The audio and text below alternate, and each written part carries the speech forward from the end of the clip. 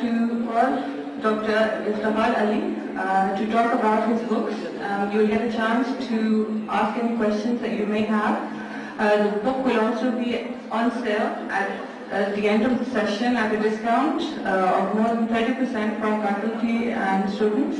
The original price is $650 and we will be selling it today for only $450, which will include a DVD as well. So thank you to Dr. Iftikhar for that. So can we have a round of applause for Dr. Iftikhar? Bismillahirrahmanirrahim. Thank you, Ms. Mary. She is, mashallah, a very talented manager, great talent hunter. The kind of association that we had in the last few weeks for organizing this function, it was excellent. I found her an excellent professional working to the towns. Coming down to today's purpose, we are here to briefly discuss the book. As the title and the content would suggest you, it is not something you will be able to master in half hour of my talk. Probably you will have to go through the rigor of reading the book in order to comprehend it fully. But certainly, during these 30 minutes, I'd like to give you a good overview of the contents of this book.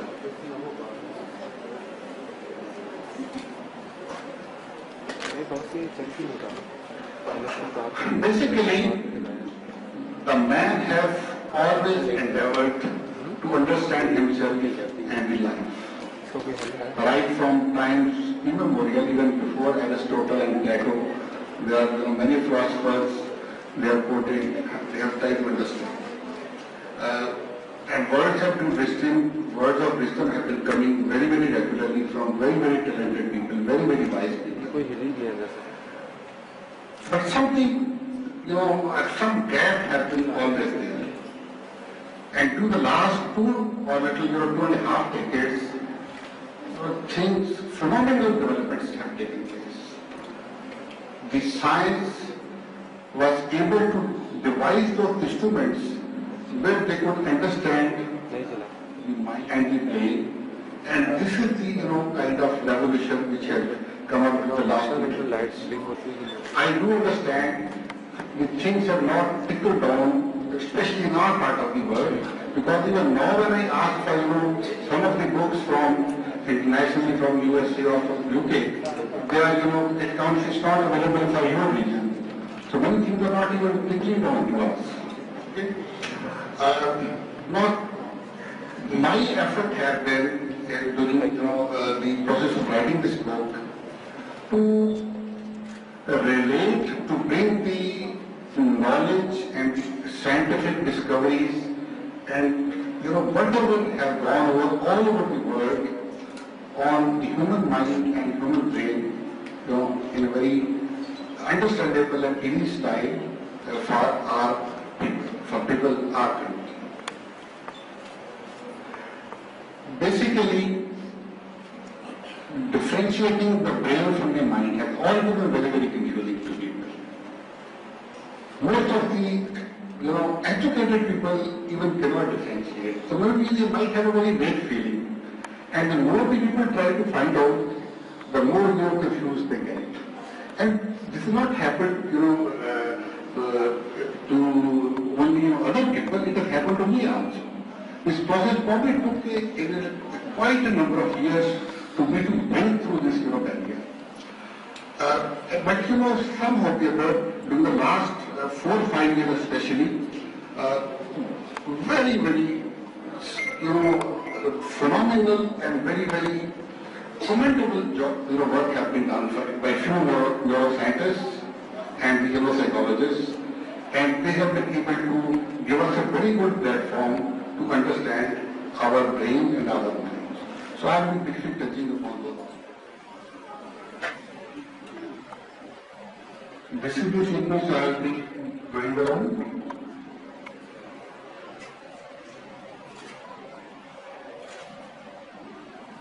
So about the, now the book is in two parts. In part one, I've discussed the scientific basis of whatever I was talking about. All the wisdom the humanity has, traveled so far, and its scientific, now have co-relationship and also new discoveries. This is going to be a little complex, and it will require more, focused, probably maybe not once, twice, thrice reading this part. In human brain, the second chapter is the emergent mind. Now this word emerging should also give you a little feeler. Your mind emerges from brain. So, but mind is not equal to brain. There are two different levels of organization of our life. Brain is another level, mind is the emergent level. And you will find it gradually. I'll be discussing 9 aspects about it. And the third level is the conscious mind. Up to the mind, first of all brain, then the level of mind, and then the level of conscious mind. What happens in conscious mind is, to the mind, yourself, that you, me, you, that then, adds up to the mind process, conscious, it becomes conscious mind, or we say consciousness, but okay. We'll be discussing also briefly this thing. Few aspects about the brain. Most complex organ in the body and most complex system known to the human kind. There is no computer, there is nothing of the sort anywhere near the complexity that our brain is.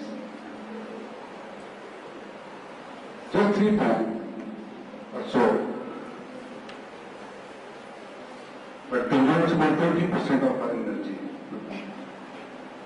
100 billion neurons we are carrying. They are active all the time, even when you are sleeping 24/7. And these 100 billion neurons, they are making trillions of connections. Just to mention our house, we all are housing. And unbelievably deriving the strength from it, what it has.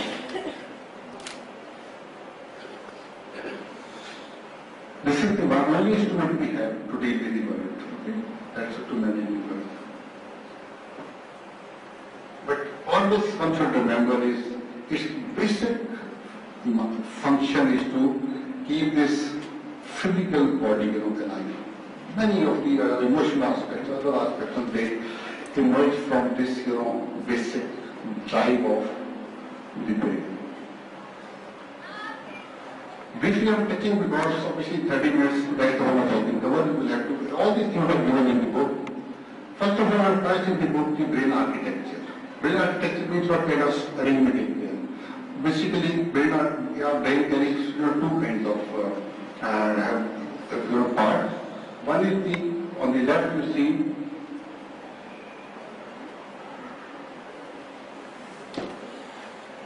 this is the cerebral cortex.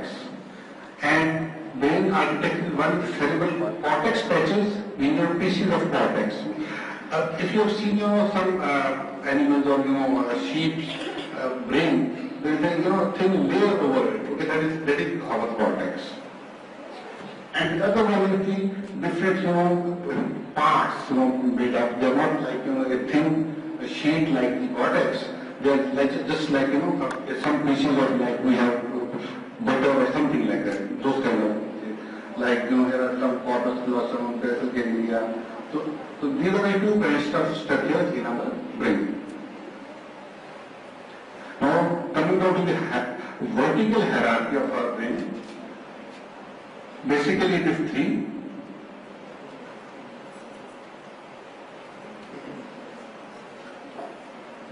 One is the brainstem.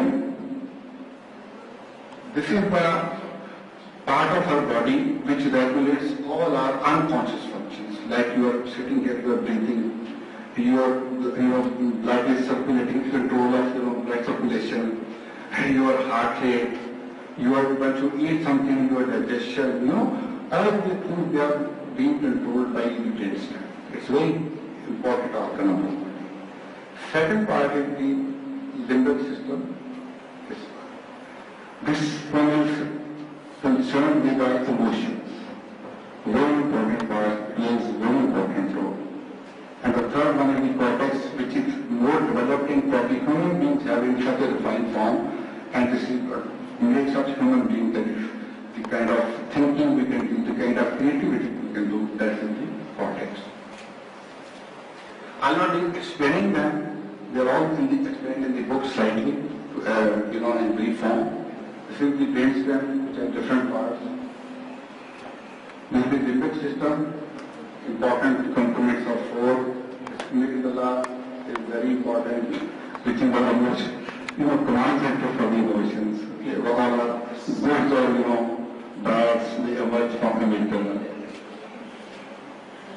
And this is the, rational part, the parts, which are the higher order work like thinking, thinking, creativity, and all that.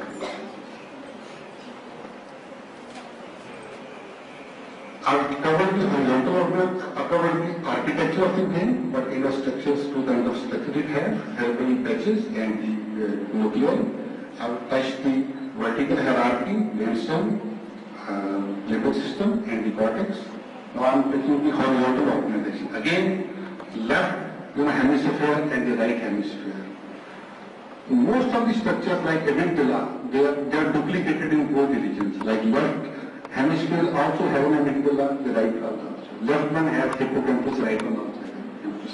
But in the integrated hemisphere, there are quite a bit of differentiation between the two. The left hemisphere is mostly concerned with language, and speaking, etc. The right one is more on the intuition side. So, these God have kept these twins also. They are connected by a structure in the center, which is known as the corpus callosum. They are connected by that structure.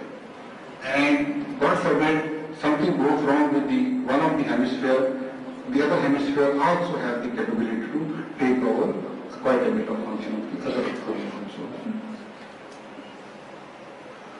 Now, just talked about briefly so that you know what is the basic unit of our brain. That is the neurons.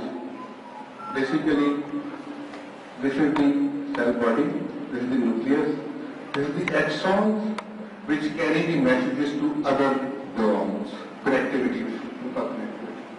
And these are the axon terminals, and these are the dendrites. They receive other neuron axons messages.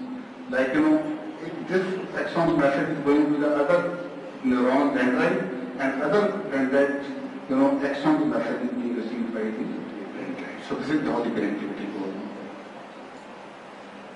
And important thing is this myelin sheath, also which I mentioned. It's actually, a kind of coverage, gray color, and it increases the conductivity. The healthy brains, they have more myelin. Like adolescents normally, one of the neuroscientists, was narrating, my son, teenager, he was misbehaving. So, I was unhappy with her. So, in the morning, he just came to college. He said, Mama, I'm not fully myelinated yet. Okay, myelinated yet. Means, this was also an aspect of maturity. Conduction, maturity, as it grows, the myelin sheath also matures. And from one neuron to the other neuron, there is a gap, and this gap is known as the synapse. Okay. Like this one is the axon. It, through the neurons, it is an electrical signals, movement. But in the gap, it is through the chemical movement. They release, neurotransmitters. Like if somebody has depression, you will give them a medicine which will, give serotonin or something like that, raise that level of serotonin. They are the neurotransmitters. More neurons will, release, or they will stay in the synapse there. And this is dendrite. They receive, those. This is how the going to take place. It's electrochemical transmission. Just another aspect, I'm just talking, whatever I discuss in my book in brief form. This is very important. We have Jesse Schwartz, one of the world's renowned scientists who have worked tremendously on OCD, obsessive compulsive disorder. उनको भी हिंदी में only know of जो really worked on it. So he has categorized our base. So although other just neuroscience also give the same category, but he has very conceptualized this kind of stuff. We have an executive center which is in the frontal cortex.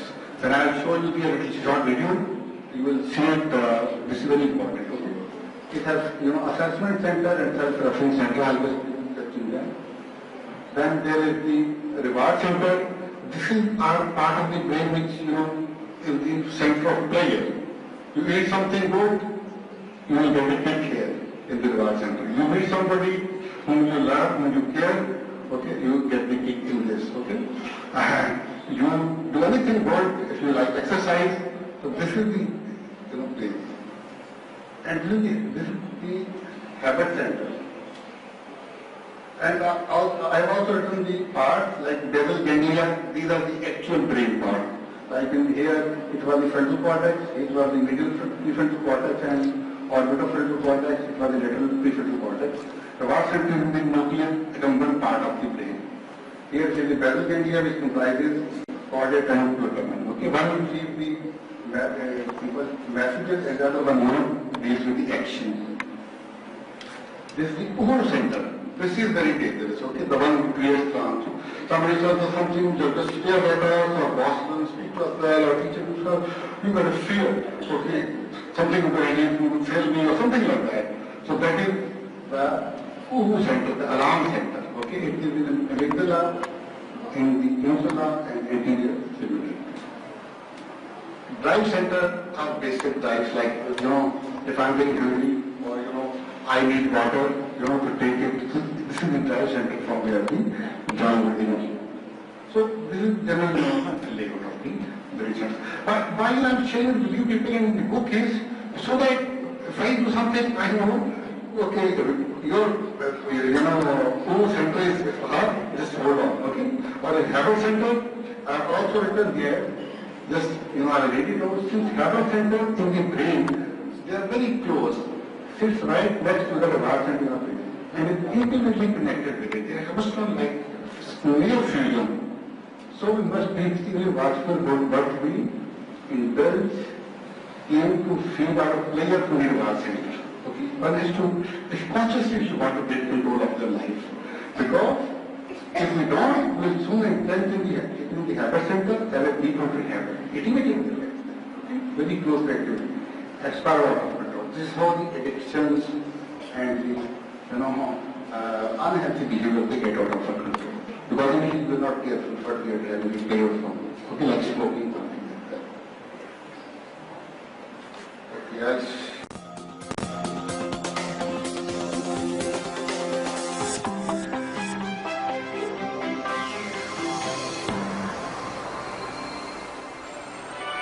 The brain controls every aspect of our lives. As humans have evolved, it's doubled in size. It weighs only 3 pounds, but it consumes 20% of all the fuel our bodies take in, generating enough energy to keep a light bulb burning. And you have to consider the brain having evolved like an old house, where we just added different rooms. And so there's all these stairways and connections. In the basement is the oldest part, called the brain stem. It's something we share with reptiles and other mammals. It's what keeps us alive, governing vital functions like heart rate, respiration, digestion, and blood pressure. Things that happen without having to think about them. The next level up, the first floor, more evolved, hundreds of thousands of years later, is called the limbic system. And this is very important in the processing of emotions. Within the limbic system are the amygdala, 2 nuggets of tissue, 1 in each half of the brain. They are no bigger than a fingernail, yet they are the brain's central command center for our emotional reactions. One of the simplest and strongest of these is fear, a primal emotion we all share. If you had to pick one brain region that was most important in fear, it would be the amygdala.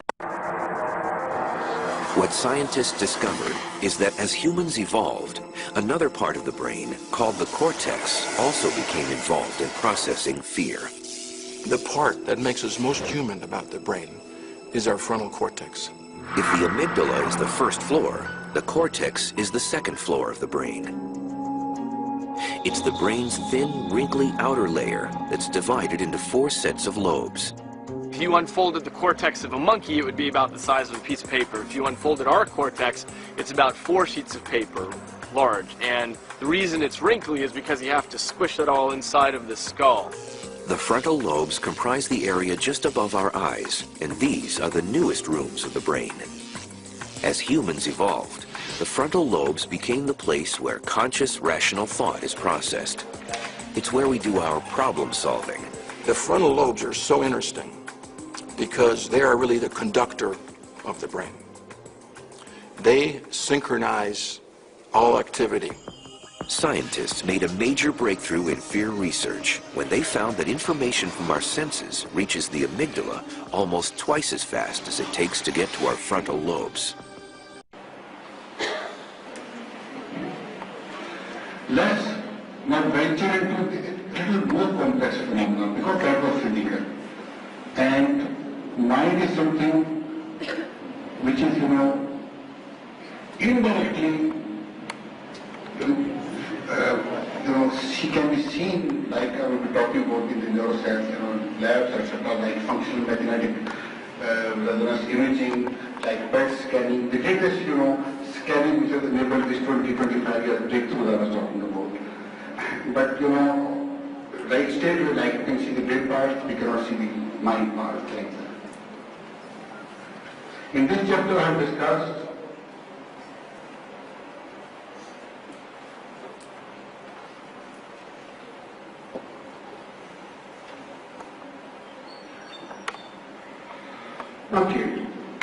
neural maps and images. Basically, I am seeing you, or you are listening to me, you are experiencing reality second hand. You are seeing it, or I am experiencing the form of images. Like I am seeing your images in my mind, and you are seeing my images in your mind. Same is the case with the other senses also, like taste, like auditory. It's all images. Our thoughts are images, our feelings are images, our even actions are images, our behavior are images. So this is what happens once brains, neurons connect and they spark, like you see on the title of the book, different kinds of sparking, and you'll also see in some of the videos. What is happening is that image making activity is going on. As far as the mapping of the external world is concerned, it is done through our 5 senses. Like our eyes, see each other, our ears, listen to the sound. So external mapping is, done in different parts of the brain, and they are experienced through the senses, external world. And equally important, our own body is being mapped in our brain 24/7. And that is how we are getting the control or the regulation of our body mechanisms, like our breathing, like our digestion, like our temperature, all these things. And these maps are being constantly made. If something is going within that, out of that narrow range, our brainstem or whatever the other parts like insula are there involved, they will immediately send the corrective signals. And if still we do not get right, then we have to go to the doctor or something, and we have to go to the clinician for getting that something is going wrong. So like we are mapping the external world through visual images and auditory images, our body is also being mapped in our mind. And this kind of discoveries, newfound discoveries I was talking about, they give tremendous amount of power to us. Okay. Because what happens is they are so our body and our mind, they are so intimately connected, it can be a cure for many physical diseases as well. Your state of mind affects your body. Even the way your body, it's discussed in my book, the way our body feels, it might have happened if your mind might have, ordered the body to feel that way, and the body being imaged, and I start thinking my body is aching, my pain, this is something like that. Okay. So, being conscious of this phenomena, you can exercise a lot of, regulation and control over your own lives. Physical as well as mental. Memory. Again, I'm not discussing it because they are elaborate processes I have discussed in my book with the images in detail. Memory, again, so far it was not known up to few years back. Where is the memory in our brain? And what is the mechanics of this memory? And you know how much important the memory is. We are what we are because of our memory. I know yesterday I went there, I started from 1 hour from the friends, and then that gives us our self-hold and memory and triggers recall. Those people who are good in studies or learning or in their work, they have got good memories.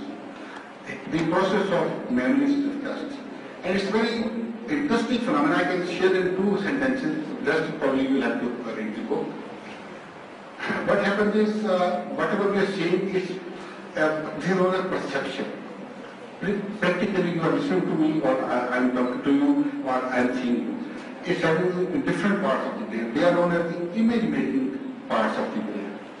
Then, God has devised some way for the economy, because we cannot store so much of pictures right from our birth or even earlier in our brains till our death. So another area of the brain that is known as disposition space, that I will discuss in detail. It is there that the memories are recorded, and they're not recorded like pictures. I'm seeing Dr. Saab sitting here. This picture would go there. No, it's a phenomenon there. While I'm seeing him, in my image-making parts of the brain,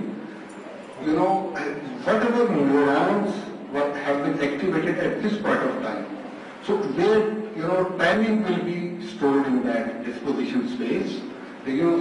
Once the next time he comes, the same neurons will be activated into the same image-making space where I am seeing. This is very unique phenomenon. Okay? This is memory. So what you read it, you will find how amazing human memory phenomena is. Then emotions and feelings, we have always had a different view of emotion and what is a feeling. Here, in this your book, as we have discussed the more scientific, understanding, latest understanding, emotions are basically programs of action. They are like recorded, programmed, into our brain. Something happens, you act like this. Okay, for example, somebody comes to me and wants, I feel to hit me, it's not what I have to do. Okay, I have to either run away or I have to bang him back, kind of a thing. Feelings are different. There are 2 kinds of feelings. One are the primordial feelings. That's why we're talking about that if the body's images are being made. If the images are good, I'll be feeling unconsciously good. That is primordial feelings. Secondly, once I experience an emotion, another kind of feeling will also come, that is the feeling of that emotion. Okay? So these are the 2 kinds of feelings which we experience. Now, the first problem is relatively easy. It's not easy at all, but it is something that has been approached gradually in neuroscience. And it's quite clear that in order to make minds, we need to construct neural maps. So imagine a grid like the one I'm showing you right now, and now imagine within that grid, that 2-dimensional sheet, imagine neurons. And picture, if you will, a billboard, a digital billboard, where you have elements that can be either lit or not. And depending on how you create the pattern of lighting or not lighting the digital elements, or for that matter, the neurons in the sheath, you're going to be able to construct a map. This is, of course, a visual map that I'm showing you, but this applies to any kind of map, auditory, for example, in relation to sound frequencies, or to the maps that we construct with our skin in relation to an object that we palpate. Now, so from the retina, you go on to visual cortex, and of course, the brain adds on a lot of information to what is going on in the signals that come from the retina. And in that image there, you see a variety of islands of what I call image-making regions in the brain. You have the green, for example, that corresponds to tactile information, or the blue that corresponds to auditory information. And something else that happens is that those image-making regions, where you have the plotting of all these neural maps, can then provide signals to this ocean of purple that you see around, which is association cortex, where you can make records of what went on in those islands of image making. And the great beauty is that you can then go from memory out of those association cortices and produce back images in the very same regions that had perception. So think about how wonderfully convenient and lazy the brain is. So it provides certain areas for perception and image making, and those are exactly the same that are going to be used for image making when we recall information.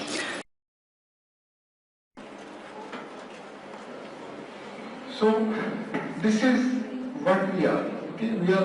We all are living a virtual reality, neural maps and images. And mind is not something to feel bad about, it's something to feel powerful about. Okay? A mechanism created by nature precisely to help us make a better sense out of the enormous complexity. The lower animals, they do not have to face that much complexity. We needed this kind of a mechanism. Any other kind of mechanism would not have been capable of handling such a degree of complexity. More significantly, since we think, feel and interact in images, the image currency of the mind, like you can see, it will be power, a lot of power with it. Grant immense power to trade this currency, that we can willfully trade good images, thoughts, feelings, interactions from bad images. So far, the mind. Now let's come down to the consciousness of the mind.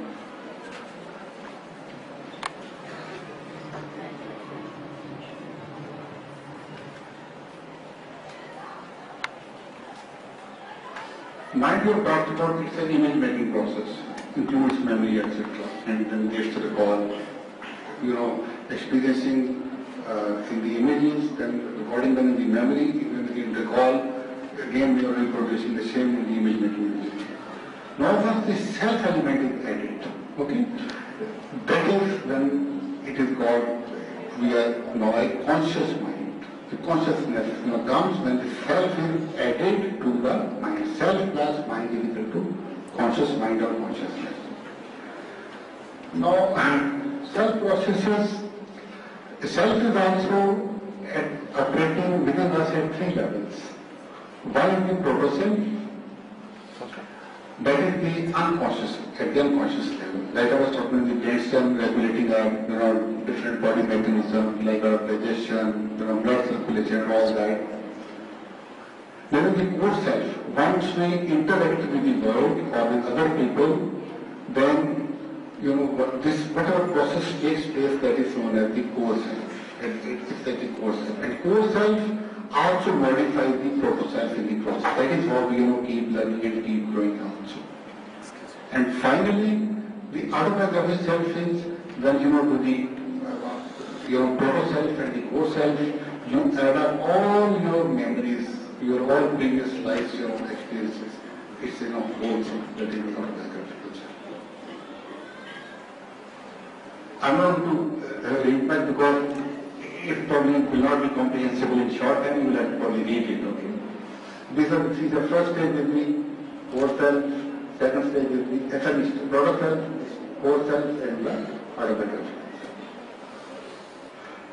So far for the difficult part, okay, which probably would need some rigor and interest and attention from you.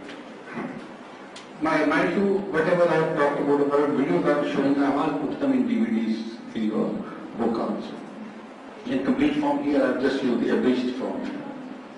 Now, if this is the kind of, life we have, from God, so what are the risks and opportunities? And you understand, the more powerful a machinery you have, the greater the power you have, but greater the risk you also have. If you are having a car which is, very, very powerful, probably doing this too much speed, and one is not a good driver, all the greater danger, for. If you are on an ordinary car which you can't run more than that, one can easily handle. Okay, very fine.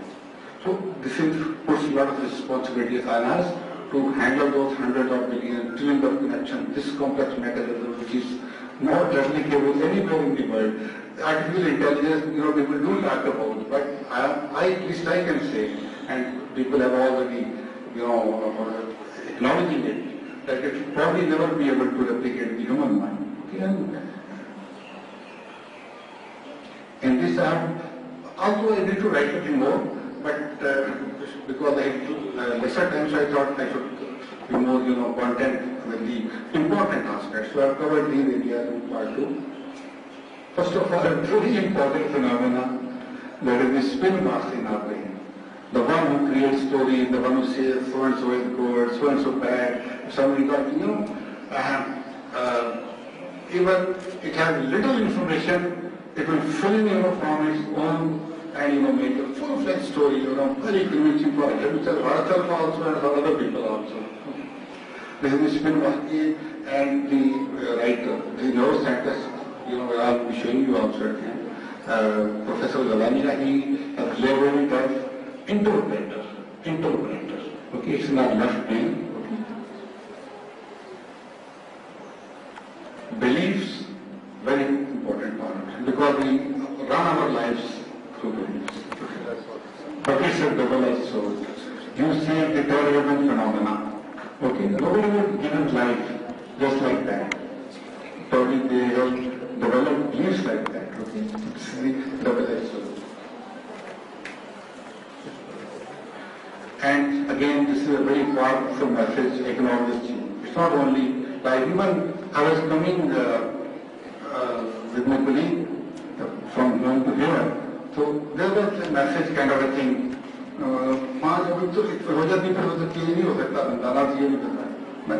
Stop it, look up chapter, find out we don't want to change, okay? That's the problem, okay?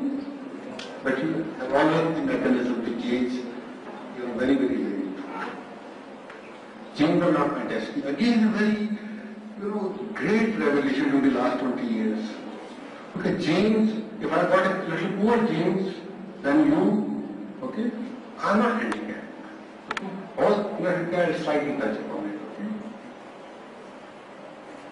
And finally, brain or mind. Okay, we'll talk about it. First of all, the spin master. What happens is, this is the configuration of our brain. Unconscious, I spoke to the middle part, and we know a little bit.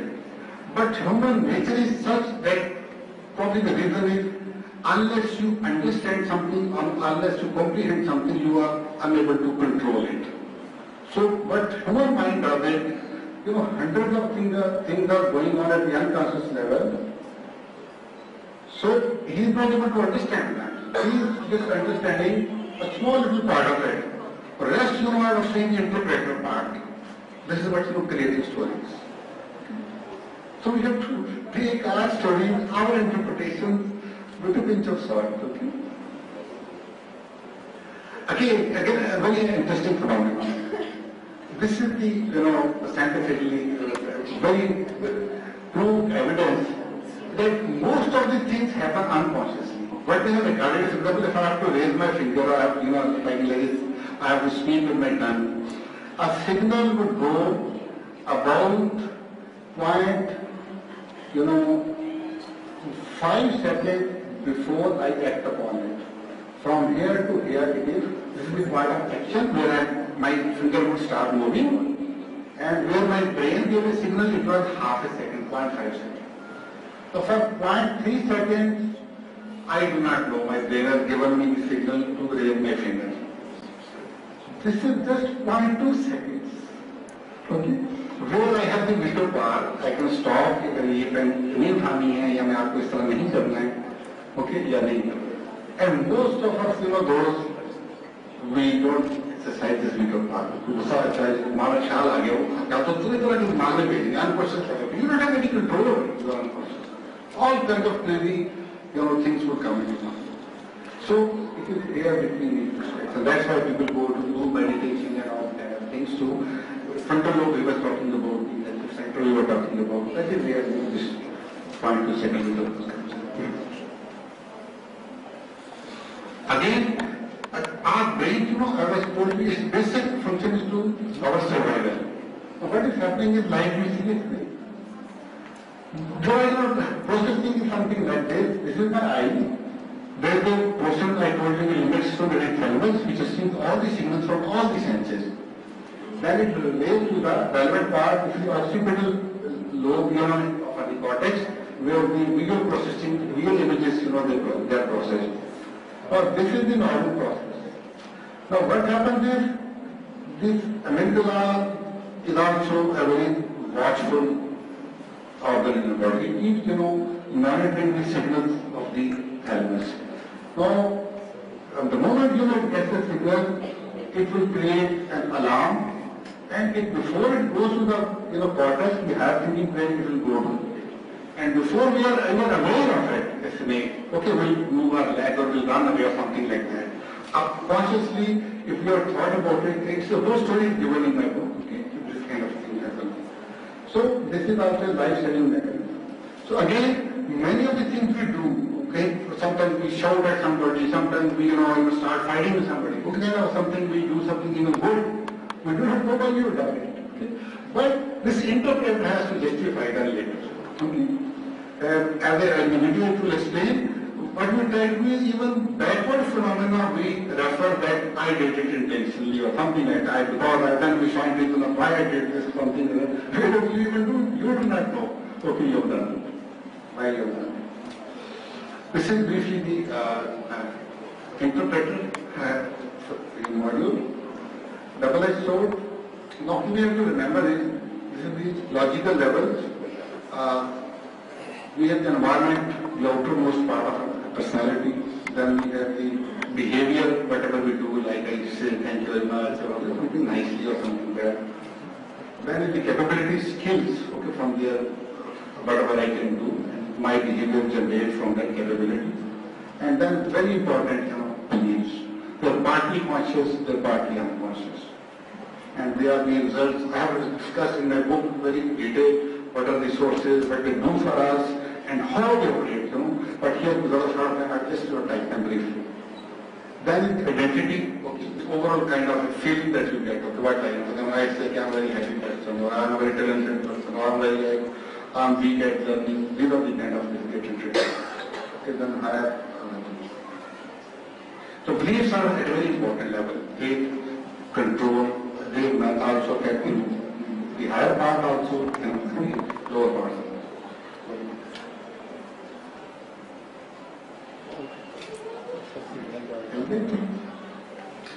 That's okay.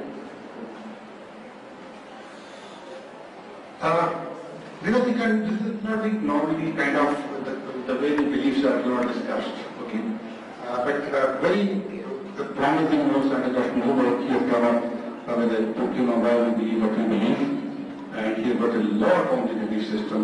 Tremendous work, he has believed. So he has given this model. These are the first influence which affect our beliefs: perception, cognition, and emotional value, and then social value. I briefly explain through our senses. Okay, perception is directly experiencing. Okay, like you keep getting good messages from you. Cognition, however, represents a different level of personality brain, which includes abstract conceptual processes that our brain uses to recognize and make sense of our perception. So whatever you see, it makes sense of it through this. Memory and concept, they are also part of cognition. But there are other different processes also included in the beliefs, cognition, and Emotions again, basically emotions are highlighters. Like, while reading a book, we put a highlighter onto it. But emotions they do is they put a stamp of high emotional value. We pay attention to it immediately. This is the questions. And finally, the social aspect. For example, if I am telling a belief and I go to Zabi Sahab, I go to Sneez Sahab, I go to Dr. Sahab, I go to everybody, kicks me, what the nonsense we are talking about. Probably after some time will die with the social aspect, Like this, you must have seen if cults they form a group, like terrorists, they have a lot of motivation kind of thing. So they get the social from. Okay, come down to neuroplasticity. We will always change, okay?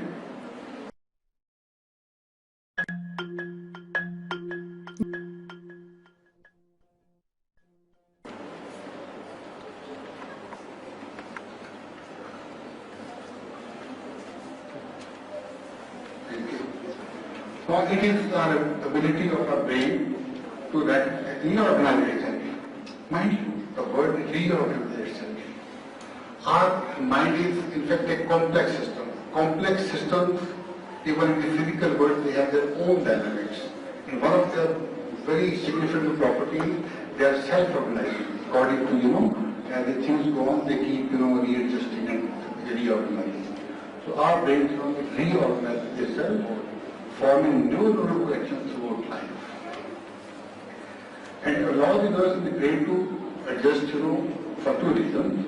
One is, new situations or to changes in the environment develop new responses or new habits. Okay, your life situation keeps changing and you also want to grow even yourself. The second one is, when it develops an injury, like in the heart bypass, what they do is, even normally even in the people, the heart, artery gets bypassed. And it's only when they don't get it, the people have to be operated and do it, by getting an artery from leg or somewhere and then put it. This process also, goes on naturally also in our brains. Something happens, or in body it happens. There is, always a compensation with the neuroplasticity. Again, this is the kind of, unbelievable things which are happening now. But when blind and birds were helped by the scientists to begin to see, and the deaf unable to hear. People who had strokes decades before and had been declared incurable were had to recover with the neuroplastic treatments. People who had learning disorders were cured and IQ is not raised. Memories of 80 years olds were sharpened to something that they treatment they were 55. There's something. There's a very beautiful book, with Norman Deutsch, The Brain That Changes Itself. It is full of these stories, what the scientists had done, for the, but how can be done? Okay, genes are not our destiny. I think this is happening last chapter, I believe.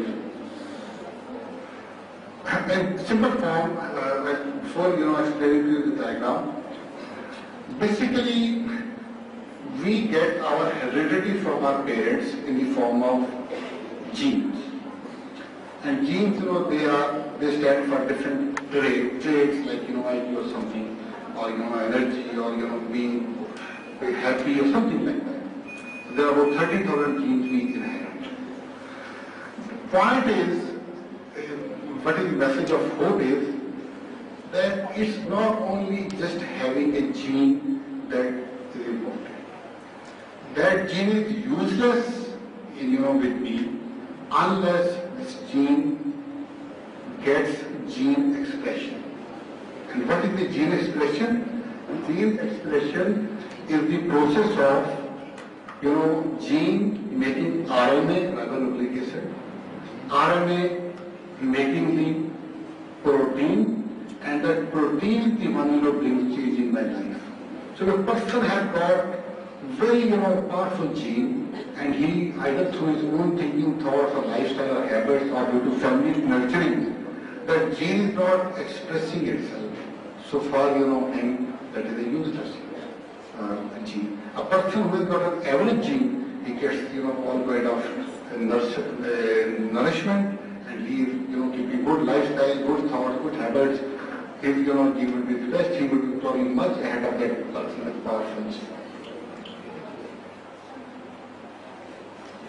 Again, what happens is, it's explained in the book, what happens is, once you have a bad environment around you, so from your upbringing or friends or lifestyle, there is a different kind of molecule that is known as methyl. It gets deposited over these nucleotides, and they they're in the spiral form, so they remain squeezed like this. Okay, but if there's good nourishment and good physical environment, they get the acetyl deposit, ACT/L, acetyl deposits, and that your spiral gets loosened up, makes RNA, proteins, and proteins for the express. So all the importance of having a good habits, good thinking, good feelings, good upbringing of our children. So genes are not our destiny; we can work with them. Okay, the last is the brain or mind. There are two schools of thought. The determinists and the failures. Like I was talking about, a brain is automatic, okay? It is just, we don't know what we are thinking, but it is asking for action. So they are the ones who are focusing on that. We do not have our control, brain is dictating us. Okay? The other single people is, no, we have that veto power. Okay, our thoughts can manage our, physical phenomena in the brain. Okay, neural processing. So that is the second school of thought. Now, the reasoning I'll share with you so that you at least come onto the free will side. You have the choice and you are responsible for your actions in your life. The first argument is the brain enables the mind and the brain is a physical entity. No dispute on that. Secondly, the physical world is determined, so our brain must also be determined. This is again questionable. Quantum mechanics has come, quantum physics has come. Newton's law, which were considered the basic laws, now they are known as emergent laws. Because the basic laws are the quantum laws which operate at the level of subatomic level, that is electron and neutron, etc. Similarly, in the physical world, the complex systems, they do not have a linear mathematics. Okay, they are non-linear mathematics. So even the physical world is not determined. Okay, there is also changing. The view is changing, and the brain definitely and mind are different. So this is, second one is questionable. Third one is certainly questionable. The brain are determined with the brain the only necessary and sufficient condition for the mind. So this is important, necessary and sufficient. Brain is not necessary and sufficient. Okay? At the level of brain, the mechanics, laws are different laws operate. At the level of mind, it's an emergent level. Okay? Many other phenomena come in. Their own interaction comes in. They start constraining the brain itself. We will see it at the next video. This is fourth one is a conclusion from the other two, so that's not good. And so I'll give you an example of kind of a startling example of how a mental state certainly defines how one responds to a upwardly causal system coming in a brain science setting. And these are patients that are operated on during the course of various tumor surgeries. And this work carried out by Dr. Mark Rayport in Ohio, he would put an electrode in a conscious patient. Patients are awake during a lot of neurosurgical procedures. And he would put an electrode in the olfactory bulb. For those of you out there who know anatomy, this is the only figure I could find. That's not the olfactory bulb, so forgive me that. But he would simulate, he would put an electrode in the olfactory bulb, and then he would, and the patient didn't know any of this and was completely unaware of this whole part of it. And the physician would say, tell us about something pleasant, or think about something pleasant. He says, oh, yeah, it's a wonderful afternoon. I'm sitting on the front porch, And then unbeknownst to the patient, his doctor would stimulate, and all of a sudden he'd interrupt after the stimulation and say, "Who brought the rose into the room?" "Oh, well, it's a wonderful smell." Okay? So the doctor leaves the electrode in the same place, same stimulation parameters, all that kind of stuff, and a little while later changes the mental set of the patients and says, you know, think of something terrible, or think of something that's upsetting you. And the patient says, "Oh, well, you know," and goes off on some story about some tension at work or something. And then again, the stimulation is turned on unbeknownst to the patient.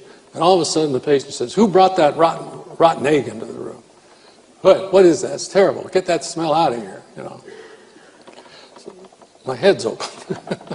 So by changing the mental state of the patient, the same exact physical state underneath of it is given a different interpretation. So here we have this constellation of mental states bobbing around in us at all time, being driven by these multiple brain systems. Here we have all these bottom-up influences occurring, and for some reason, at some point, one of the mental states is dominating, and when a bottom-up influence comes, the response is made consistent with the mental states that happens to be dominating at that moment.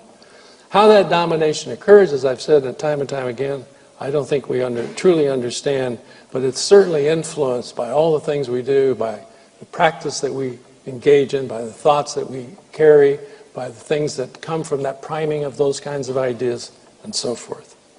Brain is, you know, working like, you know, big fire, you know, activity going on, you know, all around. And same thing is not being processed only in one region of the brain.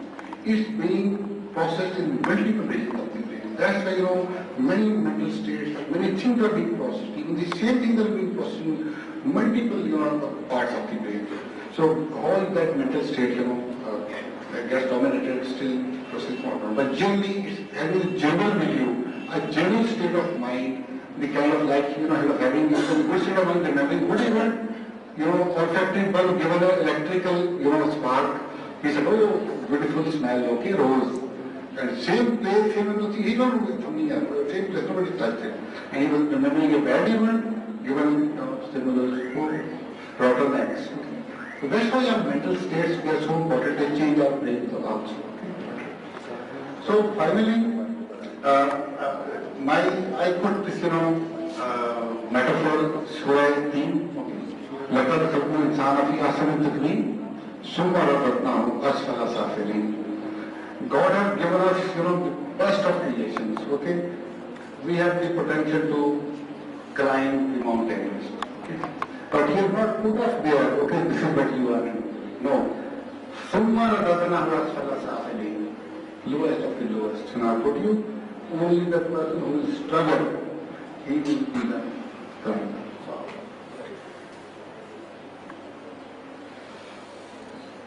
Finally, what I would like to say is, we are a very complex machine. The level of, you know, knowledge is the probably first step towards understanding ourselves and the mind. And then absorbing it, getting the levers and handles from this, you know, knowledge. It's a, like, you know, we're talking about the habits, how they develop, how you can change. So it's a long, ongoing process. So I made a humble attempt to initiate this phenomenon from the best of the knowledge available in the world, in all the field, neuroscience, psychology, you know, neurolinguistic programming, and all the wisdom tradition. I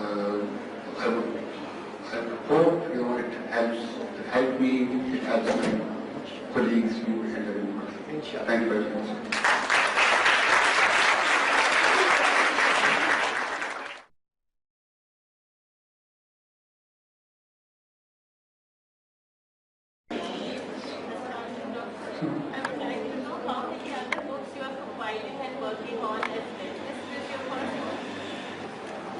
Yes, Professor Saibab, basically I had a lot of other areas on the applied side, in your practical, you know, take on one topic, like brains, you know, one topic. It's like, you know, some other problems we face like that. But I thought, first of all, I should address the basic root. So this is the foundational book on that account. And I'm giving a preface also for the finally, this is the foundation embryonic book. Lot many books will be following me, hopefully. As far as my knowledge is concerned, genes are heritable material. They contain certain characteristics. We are under the control of these characteristics. Okay, as far as my knowledge is concerned. So how genes are changeable? I think if genes are changeable, it's called mutation. And gene mutation is not under the control of any ordinary human being. So how genes are not our destiny? I think genes are our destiny. It cannot change. Human habits, minds, characteristics, attitude, belief system can be molded for a time, but they cannot entirely, but we are not able to entirely change the behavior, characteristics and belief system. They can be molded, but they can never be changed, I guess. Okay, thank you very much. It's a good question. Basically, this is what the traditional view has been. Now, if I have said about 2 or more decades, a lot of work, that much of work has gone on human brain and mind during the last 20-25 years in the whole of humanity's history, thousands of years, that we cannot match this one. Now the understanding is, from every generation to generation, genes change. If you listen to Professor Gohani's lecture, full lecture on this, he has very clearly explained with diagrams, not only with the human beings, trees, like tree, physical state 1, physical state 2, physical state 1 giving to a mental state 1, threatening, how they affect not only the physical part, they cross like this. For every generation, some changes in the genes. It means it's evolution. Pardon? Evolution. The kind of experience is like our generation is having. Second generation, which would be following us, they will have a different kind of genetic makeup. Number 1. Number 2, whatever genetic genes you are carrying, having talked about the gene expression. Today, maybe you're not in a happy state of mind, or maybe you are in a happy state of mind. Tomorrow, you are in a distressed state of mind.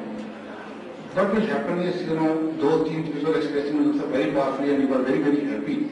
Okay, they will start squeezing a spiral kind of a thing. They will stop making RNAs and proteins. So, it will also start translating into that's what I think mind-brain phenomena. The more we understand, the more the mind changes the brain. The word they use is mind, brain, from brain emerges the mind. Then mind constrains the brain. Okay. Similarly, social interaction, like I am a car. Okay, I am driving at me, and I am a very free person. But if somebody is coming from my right or left or head on, can I drive at my own? So social interaction constrains even the minds. So these are 3 levels I was talking about. The brain level, the mind level, then there is also social interaction. So they all there. I have a question. It's had 2 parts. The first part is, how do you define thought itself in a mind? And the second part of it is, how does a thought gets created, or do the mind create the thought itself, or is it received from somewhere else, like cosmos or frequencies or environment, etc.? Okay, good, thank you. Good question. Thought, I said, you recollect our thoughts, our feelings, our interactions, they are all images. They are all images. Okay? If I am thinking of, last year I went to Murray. Okay? So what I am doing? I am, making an image of Murray's, place in the hotel I was sitting, what I was seeing about visual image, what the kind of breeze was flowing, what kind of, it was raining, and the kind of sound it was, auditory images. So thoughts are all images. Okay? But as I was saying, in the emergent mental states, especially the lot of things bobbling around, all things, decisions activity going on.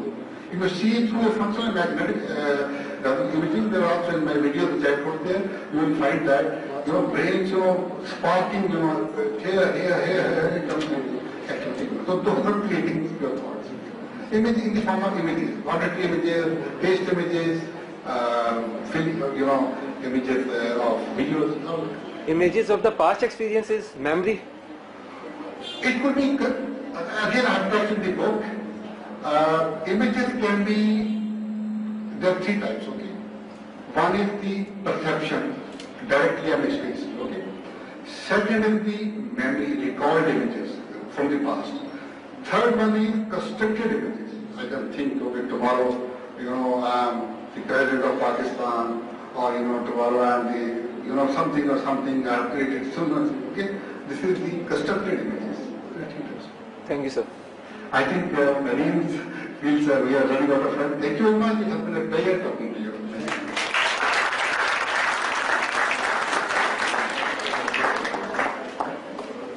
Dr. Iftikhar, thank you very much for that detailed explanation of your book. And now next time my parents say that we are too old to change, I'm going to show them the neuroplasty video and show them that you can change.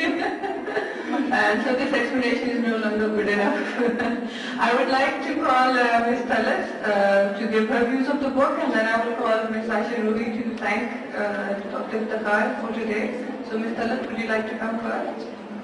Thank you. And then at the end, the book is on sale at the back at more than 30% discount if anyone is interested, along with the DVD.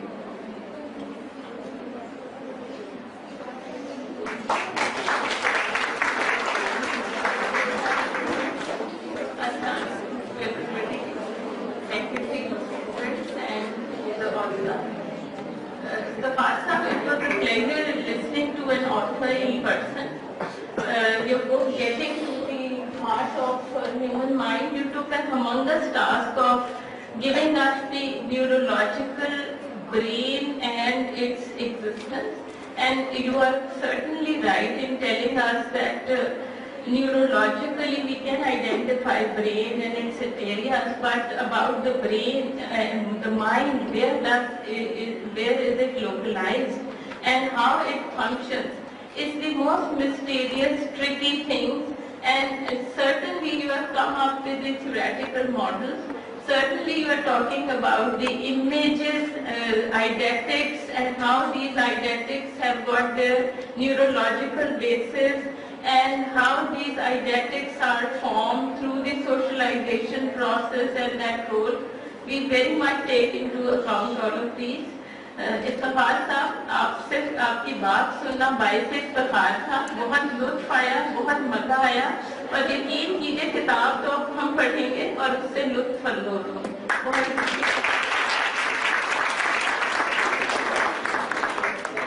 Thank you, Ms. Talat. Now Ms. ask Ms. Aisha Ruhi. Thank you very much.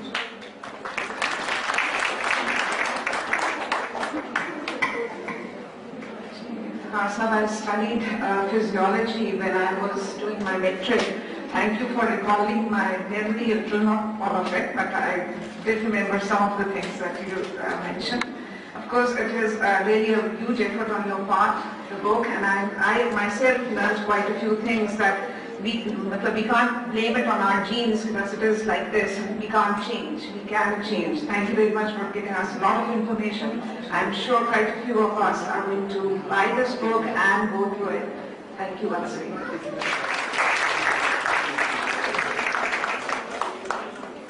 Thank you very much, Dr. Aisha Ruhi. I would now like to ask our external guest, who is our chief guest today, Regional Director, Rotary International, Mr. Mansoor, to come and say a few words. Thank you very much.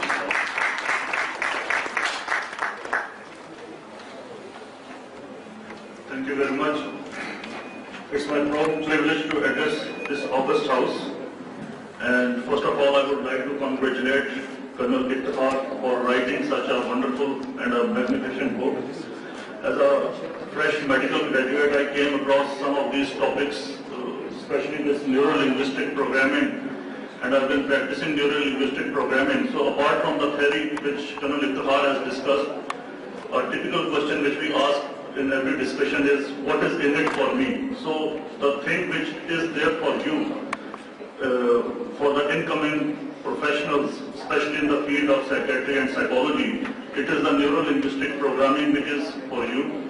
This is one of those breakthroughs which started 20 years before, 25 years before, and it was in its vestigial and rudimentary forms when I started studying this subject, and I'm so pleased and so glad that Kanu Saab has now come up with such a wonderful book, and he has compiled and collected all those works which have been going on during these years in this subject. So I would like to congratulate Kanu Saab once again, and sir, my best wishes for you for all those incoming years when you will be practicing these skills. Thank you very much.